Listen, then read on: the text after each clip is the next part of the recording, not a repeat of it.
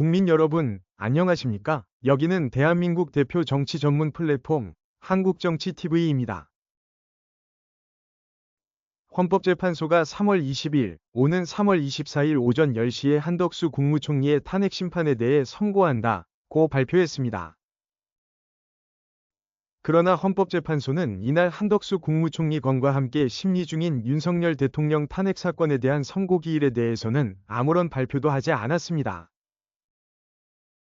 국내 언론 매체들이 보도한 내용을 종합하면 헌재는 3월 20일 한덕수 국무총리 탄핵 사건에 대한 선고가 3월 24일 오전 10시 대심판정에서 있을 예정이라고 밝혔습니다.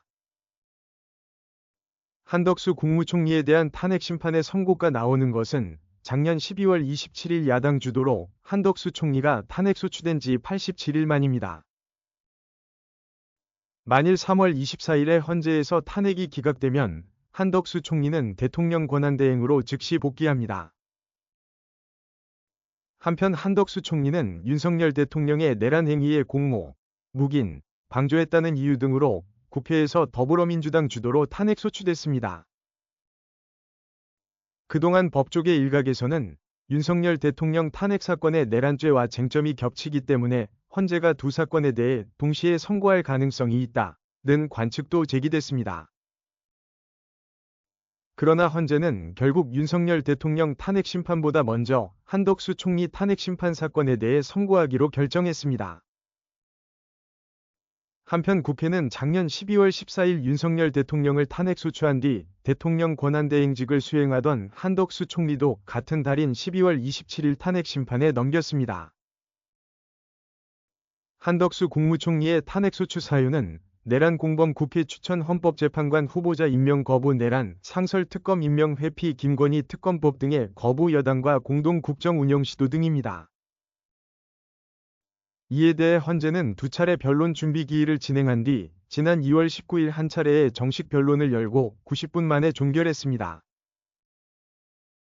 이와 관련해서 법조계에서는 한덕수 국무총리 사건은 사실관계가 명확하고 쟁점이 간단해 탄핵이 기각될 것이라는 전망이 나오고 있습니다.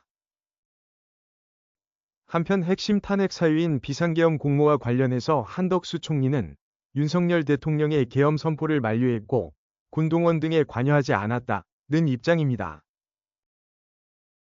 또한 헌법재판관 임명 거부와 관련해서 헌재는 최근 최상목 대통령 권한대행의 마은혁 재판관 후보자 임명 보류 권한쟁의 사건에서 재판관 임명 보류는 잘못이라고 선고했습니다.